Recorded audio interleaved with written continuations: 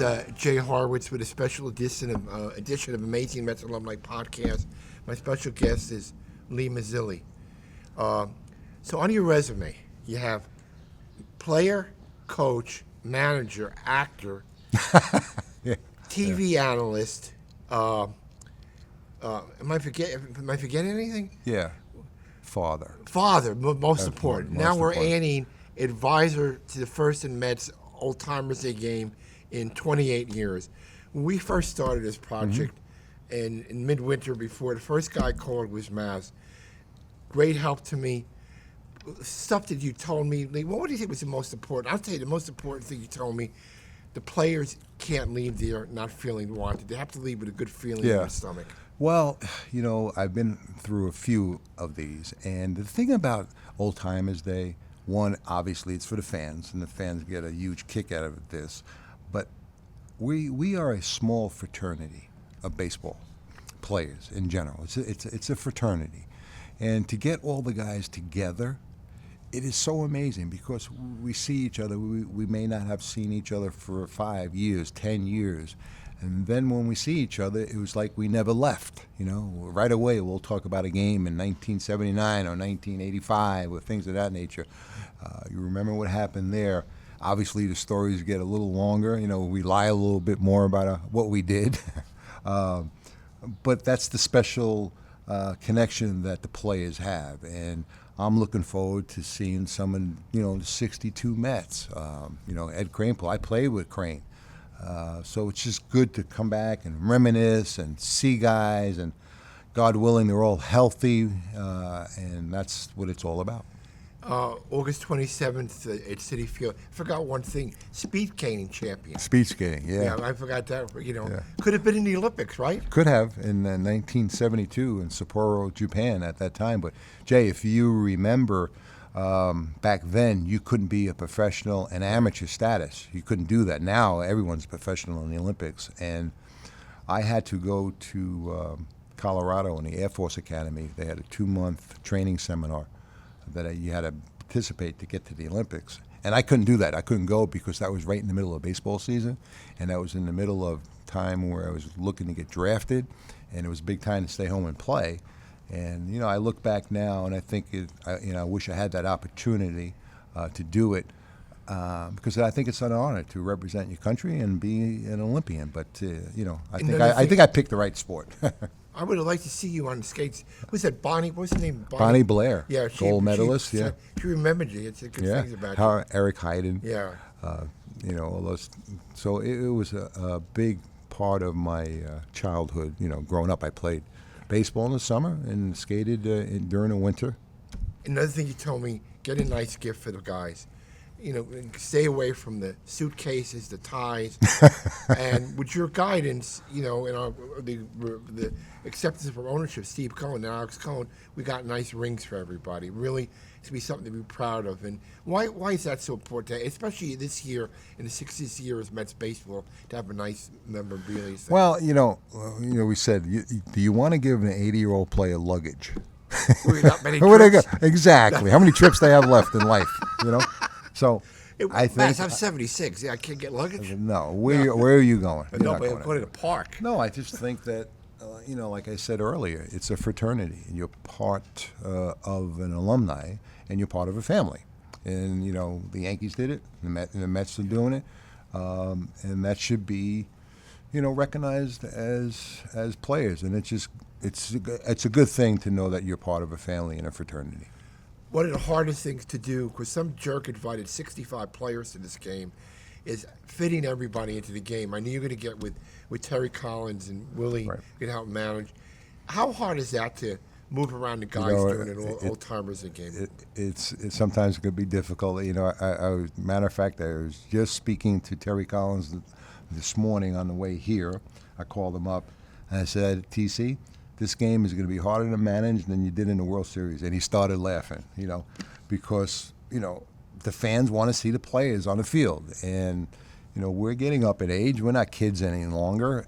So it's hard, But so I said, you got to get guys to play, to get on the field. And, one thing about an Old Timers Day, which is fun, no player, no matter how you slice it and dice it, wants to be embarrassed on the field. these players have pride, they want to do well, but we can't. We know we can't. We're not the same. But that's the hard part of getting the guys out on the field, and we may have to stick some pitchers in the outfield just to fill up if a guy can't get out there, and we don't want anyone to get hurt. That's the main. Our first, thought process is, we look after the player, and we don't want anyone to get hurt, and that's a big thing. So we're gonna get through it.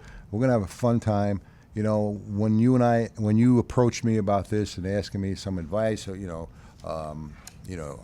would do anything in the world for you. But we talked about having two guys to manage, and we picked two good guys that are going to represent it well. Terry Collins and Willie Randolph and Joe Torre and Bobby V will help.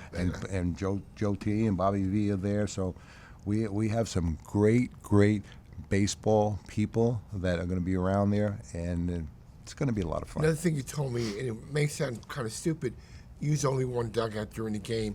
Because if you use the two dugouts, the guys in, say, the third base dugout feel left out, and I would have never thought of that. I mean, well, I keep going back to this. It's a fraternity. You haven't seen guys in a long time. We want to be together and talk. I know the fans want to see the game. The players don't want to play the game. You know what I'm saying? It's a catch-22 in a way. But we want to know how their families are doing, how their kids are doing. Right. Like, we haven't seen guys in a long time. I'm really looking forward to seeing John Stearns. I know hopefully he's going to make it. Yeah, he's a little bit under the weather. He's going to come. I just spoke to his brother yesterday. He's going to come with some support. Yeah. John's battling some illnesses, but he wants to be there, and and he's part of the Mets history. So being a teammate of him, I've texted John back and forth, see how he's doing, and he thinks that every time he gets a text from people, it just makes his day. So I'm looking forward to see the bad dude, and people like that. So that's why you want to be in a dugout. It's just. Now, Frank Thomas is 92 years old. Know Frank very well. He had a home run in the Polo Grounds, he had a home run at Shea State, and he's telling me he wants to hit a home run now in Citi Field. I won't doubt it. And the opening. I hope he does. It's going to be 85-year-old Jay Hook, who won the first Mets game, pitching to Mike Piazza, Hall of Fame. Awesome, isn't that awesome? If Frank Thomas hits a home run, this will be the greatest sports feat in the history of sports. Speaking of home runs, Bartolo's going to be here. Do you remember seeing that live? Oh, yeah, when it was great. How great was that for the team and just all in baseball? I mean, I think even it was against the Padres, right? Yeah, in San Diego. Even the Padre players were getting a kick out of that. It's just I'm looking forward to seeing Bartolo. I really am. James Shields wasn't too happy with that day. I tried to get doing it. Should have threw another pitch. He was. I mean, who are you most looking for? The 69, we have, Frank Thomas, Craig Anderson, Jay Hook, Steve Dillon, Cranepool, Shamsky, every one of them, and we're going to have to really kind of introduce ourselves because it's been, some of them have been 30 years since you've seen people, and people change, I'm looking forward to see John Matlack. Is Matlack coming? Right, he's coming. So I'm looking to see John, as a teammate. For me, I learned a lot of baseball from John and Jerry Kuzman and Tom Seaver, because when I came up, they were all teammates. Joe Torre was my teammate. And I learned a lot about hitting from Seaver, Kuzman, and Matlock, believe it or not. Yeah. You learn. They tell you how they set up guys and how they pitch guys. And it's just, it was really a good school of baseball to come from. Joe was my first manager. Yeah. And he taught me the ropes, how to react in the major league locker room. Mm-hmm. I know you're close to Joe. On a first road trip to Montreal, he took me to a tie store on St. Catherine Street. Right. And he bought me 5 of the ugliest ties and had to wear them every day. But Joe was, through the years, he stayed in touch. I know you're close with him and his family. And Joe's doing well. I just saw him at his golf tournament. Back then, when you said he bought you a tie, back then when you traveled, you had to wear suit and tie. Suit and tie, right. Yeah, remember you had to wear a jacket, tie on road trips. Now, no more. I still about your career with the Mets, 2 different times. You came up number 1 draft pick. Team really stunk for a while. Well, you know what? I came up in '76, and the team did not stink at that time. We finished 3rd. I think we were tied for 3rd, 76. Well, little stink. No, but in '77, it was a little bit of change, but you still had the makings of a good team. You still had Seaver, Kuzman, Matlock. Right. Okay. Stearns was over there in a trade. Torrey was still playing, but he, and then he became player manager in May. So you had John Milner, Kingman. So you had a team that after 76 finished third, you thought you had a chance of still being a competitive team. Then that's when the Seaver trade happened. Midnight Massacre. Yeah, and they went in the other direction, which is fine because every organization does that somewhere along the line. They look to rebuild, and I don't know if it was the right decision or wrong decision, but that's the decision that was made, and it was different. Like I said, Joe took over as player manager, and then Joe became the manager for the next 5 years or so. But we weren't very good after that. It was the lean years, but it was also the lean years of New York City. I mean, right. It was a tough time. Living here, being here, playing here. The city was broke. You remember the blackouts? Did you play in the blackout game? Yeah, sure. Yeah. The blackout. You had the blackout of New York City. You had the garbage sanitation strikes. New York wasn't a fun city to be in the 70s. It was tough times, but they came out of it. So as I started to see your career, 2 different decades. Yeah. Came back in '86, big pitch hits in the 6 series. and 7. Yeah. And there's 20 plus guys from '86 are going to be there. Unfortunately, Davey's not feeling great. Can't come. But so you can see guys in the beginning, the end, and the middle. I mean, yeah. So it's special for me. Yeah, absolutely. I got a chance to, like you said, be with the guys from the beginning of the Mets to now. So I've been very fortunate in my lifetime to be associated with all these players, and to see the '86 team it's going to be kind of cool. I think it's time for the Mets to win now, because me being part of '80, I'm tired of '86. It's like it's time. You want them to win another championship. You want to put another trophy on a mantle and start a new era. And this team is pretty good. They have a chance. Yeah. You know what the hardest part of me with getting calls from guys you want to invite. Yeah. And it's not easy. And I can't. It's funny you say that, because I know how.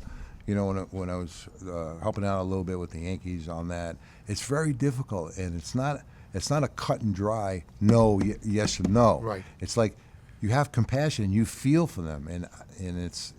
I'm glad that I don't have to make that decision. I'm glad it's on your shoulders, because you stay up at night thinking. Well, about I that. don't sleep anyway. Yeah. I mean, but you try to get guys who have personalities like. Benny Agbayani wasn't an all-star, but he's big. He was every man.